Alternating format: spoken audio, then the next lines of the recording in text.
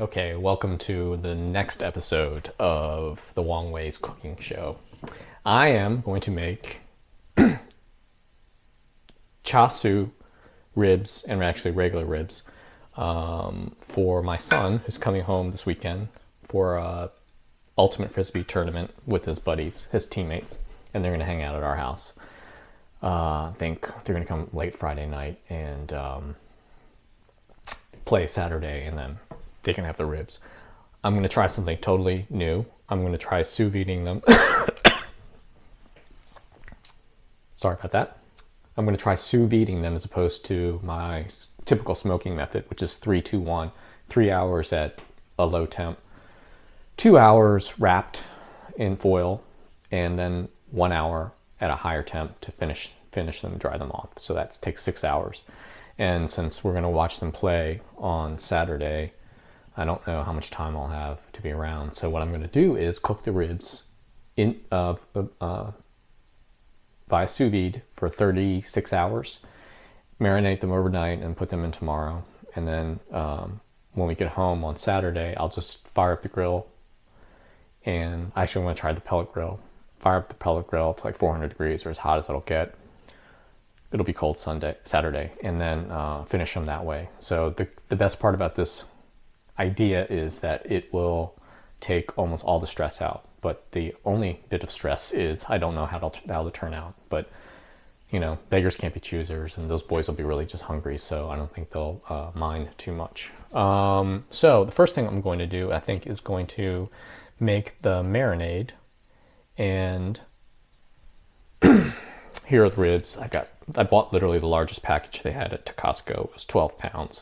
Hopefully that'll be enough for 4 college boys and me, and some for Betsy, but she's not that hungry usually. So traditional char siu requires all kinds of stuff that I don't have.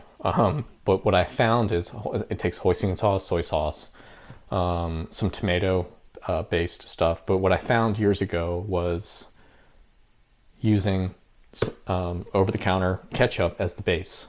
And this has the vinegar built into it, some sugar in it, onion powder, and other spices. And what that does is it just shortcuts marinating the ribs. And I'm trying to do a hybrid version, but what I basically do is, I used to do this with a recipe, but I'm going to eyeball it because I'm eyeballing everything, and that's my mantra these days, is pour enough ketchup in here that's going to be enough to drown 12 pounds of ribs in marinade. And what I'm going to do is, since I've never sous vide that large of a quantity of meat, I'm going to cut it into manageable pieces, say 2, 3, 4, 5, 6, 7 ribs per bag, and hopefully my water tank is big enough. If not, I'll have to go grab a cooler out of the backyard or in the basement and fill that up with water and put the sous vide circulator in there. So I think I'm going to put in about, I think I'm going to end up using this whole thing, which is good because otherwise the rest of this ketchup is just going to hang out in our house. Yeah, why not? So that is technically 20 ounces. So 20 ounces is what, a cup and a half? 2 cups. 2 cups and a quarter. Yeah.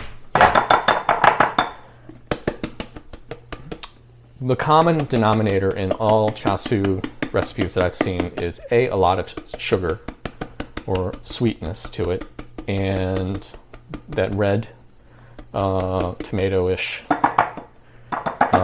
base, and hoisin sauce. So hoisin sauce is soybean based, sugar, water, but it has a very, very, very, very distinctive taste to it. And if you've never had it, you've got to try it.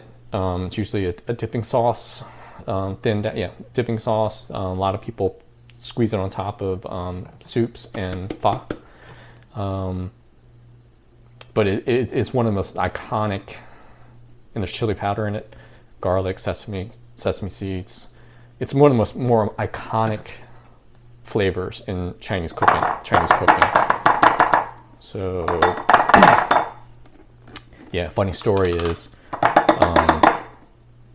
there's been multiple times where I've had 10-year-old bottles of ketchup, and it's ended up being used in my char siu recipe. Anyway, oh sweet, so I got to use all of that. So, commonality here, the hoisin sauce, I'll put in about a tablespoon and a half. Just squeeze it. 1, 2. Honey, about a tablespoon.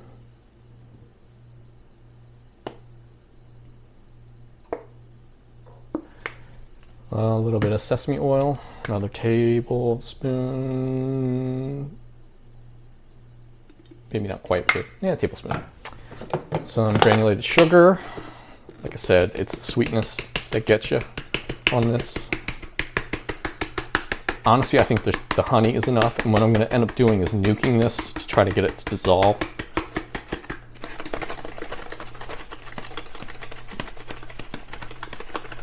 And the sugar will help it caramelize also. I spice. Oh yeah, okay. And the other commonality in every char siu recipe I've seen is 5-spice powder. 5-spice powder. And this asks for half a teaspoon.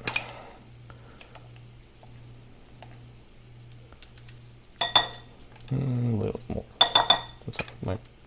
Got quite a bit of liquid in there. But this also has a very iconic taste to it. It's cinnamon, fennel, cloves, star anise, and white pepper. Speaking of white pepper, and normally I don't use white pepper all that much, but it does have a very distinctive taste too. It's not as, what's the best way to describe it? Peppery as black pepper? Yeah, it's not as biting as black pepper, so it's very subtle. And you see it you'll see it, about to sneeze. You'll see it a lot in shakers in Chinese restaurants, and it's very fine. I don't know if you can see that. Okay, and put my lid on. Actually, I want to leave this out. I want to use this more often. Soy sauce, tablespoon and a half, a little bit extra. Give it a little bit more salt. So I got the honey, put the sesame oil. Oh, and this is something that was interesting in the recipes that I've seen. The original recipe I used for my char siu was using baking soda. And what that does is it helps break down and tenderize the meat, I think. And what the cool thing about it is when you add it to the marinade, you'll watch it bubble, because I believe it's reacting with the vinegar. Okay.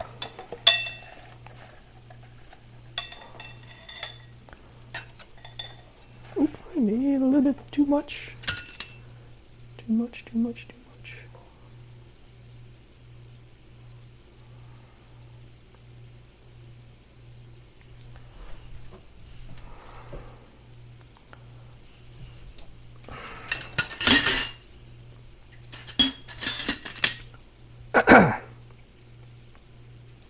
See, it's real cooking.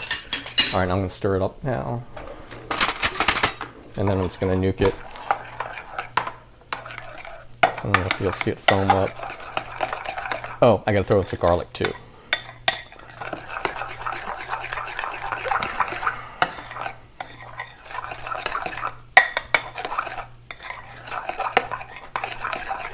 Actually, yeah, I don't know if you can see it, but the baking soda causes the ketchup base to start foaming.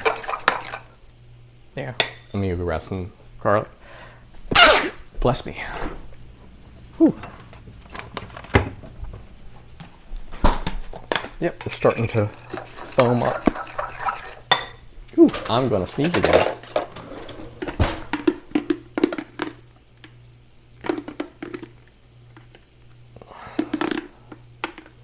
heavy on the garlic. And I'll throw a little sugar in there. Sorry, I should throw in a little bit of salt.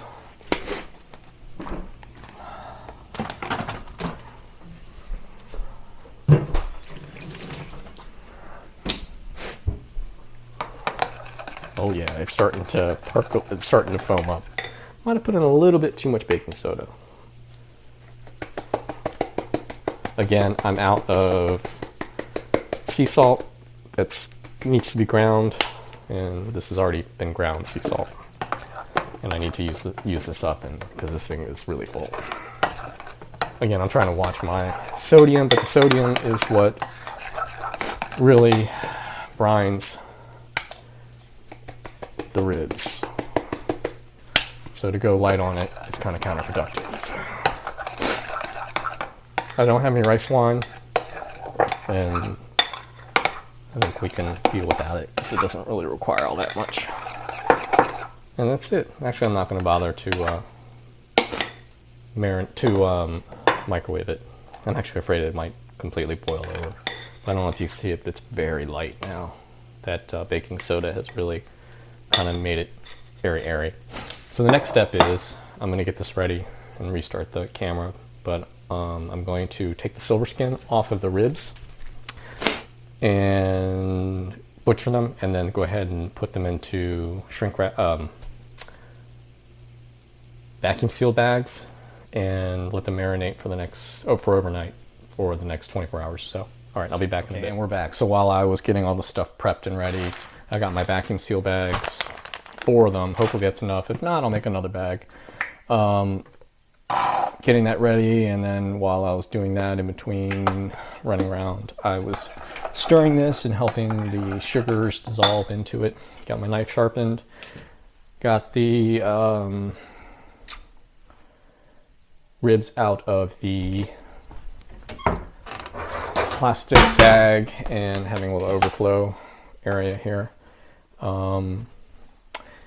So this is a step I forgot to do when I first started cooking ribs, was to remove the silver skin, because I thought, how important is it? Well, it is, because if you ever take a bite out of ribs or anything with silver skin, which is the membrane that goes around the inside of the ribs that protect the internal organs from the ribs. It's kind of a shrink wrap, so to speak. It's very, very, very, very tough. And because it's so tough, it actually, if you get it perfectly, grab it perfectly, you can peel off large swaths of it. If not, then it ends up being kind of an exercise in frustration. And it's very slippery because it's wet and slimy. And I just actually never really paid attention to this tip, but I'm doing it now, is to use a paper towel to grab it, because it gives you a little bit of grip. And voila, I just managed to pull off the entire silver skin. Sometimes it doesn't work, sometimes it comes off in strips, like I said, which ends up being kind of frustrating. But you don't have to get all of it off, just get most of it, so you don't want to get a bite and then have to pull it off. And so, okay, there's that. What I'm going to do is guesstimate. Like I said, I want to do 5 or 7 ribs. 1, 2, 3, 4, 5, 6, 7. 7. 1, 2, 3, 4, 5, 6, 7. I'm trying to maximize the amount of space I use in the sous vide. 1, 2, 3. Okay, let's just try it there. I found the rib in between the 2 ribs. I'm going to kind of cut in between it and let the knife just kind of find its way. And then usually when you get to this part, sometimes you got to twist a little bit to get past where the ribs meet the vertebrae. And so that's 1. Sweet. And okay, so sous vide, in case you don't know what that is. And this is actually 2. So that's actually, yeah, well, duh. Okay, duh, Will. Let's just cut these in half. That ends up being it. 1, 2, 3, 4, 5, 6, 7. Yeah, let's just cut this in half. So sous vide is cooking underwater. And the idea behind sous vide is, the beauty of a sous vide, especially for busy people, is that you don't have to watch the food constantly. You're literally cooking it at a very precise temperature. Okay, kind of screwed up here. I should have taken off the silver skin on the one swap. Got distracted. The but the beauty of it is it's not it's a very precise cooking, but it's imprecise as far as time goes. So if you're a busy family, you can literally leave this in here, and you don't have to worry about watching something for 45 minutes, 47 minutes, or 30 minutes, or 20 minutes, or 15 minutes. You just literally let it sit in the water for hours, and you just need to get it close within hours, or depending on how tender the meat is. The tougher the meat is, the longer you can cook it and the less precise you need to be. More delicate foods like salmon, a nice steak, you need to be a little bit more precise with how long you leave it in the water, because you don't want it to actually break down too much. Because that's the beauty of it again. With the tough, cheap cuts of meat, again, with families, you know, shrinkflation, everyone's trying to make a dollar go further. Sous vide is perfect for that, because you can take some of the cheapest cuts of meat and turn them into filet mignon. And I'm not exaggerating. I do that with picanha, which is, I can't remember what the American name is of the cut of meat. It's the loin cap. It's the fat part of the back. And just people don't know how to cook it, so they mark it down, and it ends up being one of the cheapest cuts of meat you can get, but some of the most tender that you can get, and it has a lot of fat in it. And you know, when you cook in the sous vide, you render out the fat, and it breaks it down even more. So it's a win-win situation. Anyway, back to the sous vide. I'm going to do this since the ribs are really, really tough, and it's arguably one of the cheapest cuts on a pig. You can cook it imprecisely for hours. Like I'm talking in 12-hour increments or 6-hour increments. So this recipe can call for 12 or 36 hours, and you know, try doing that with any other conventional way of cooking. It ain't gonna work. So again, that's why it's great for families, and because you don't have to be a slave to cooking your food. The food becomes your slave, as it should be. Maybe poor choice of words. All right, last bit of silver skin. I'm going to finish this up and then come back so I can stop blathering. Be back in a minute.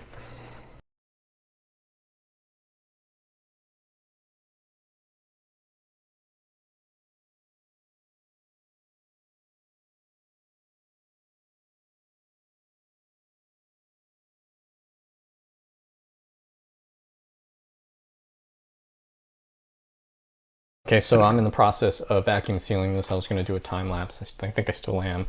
One thing I forgot to mention, this is kind of gross, is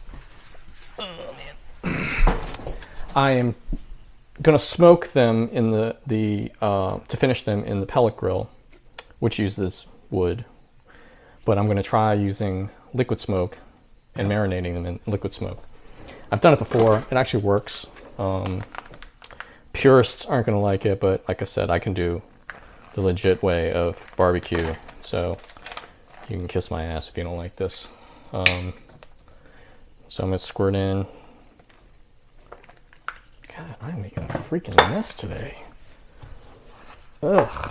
So liquid smoke is basically distilled smoke. I think what they do is in process plants, whenever they're smoking something, I don't know, like maybe making charcoal or something, they'll run a bit of water and distill some of that smell that comes as a byproduct. So you're getting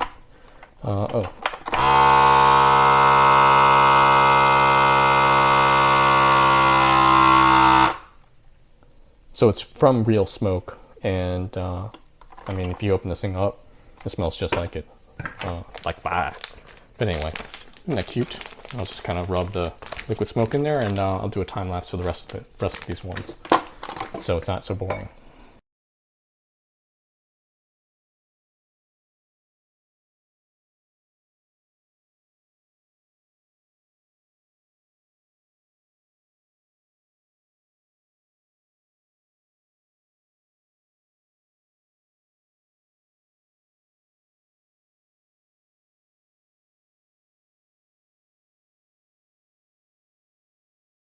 Okay, so now we're all done with the vacuum sealing process, which didn't take too long.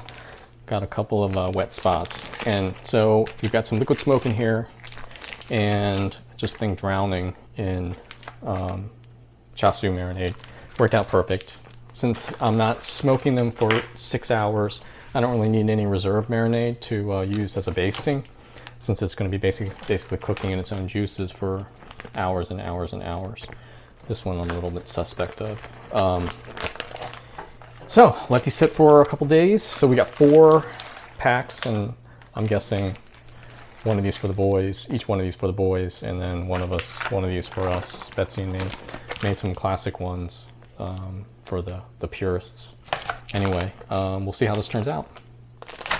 And I will start the sous vide in 24 hours, and I'll be back.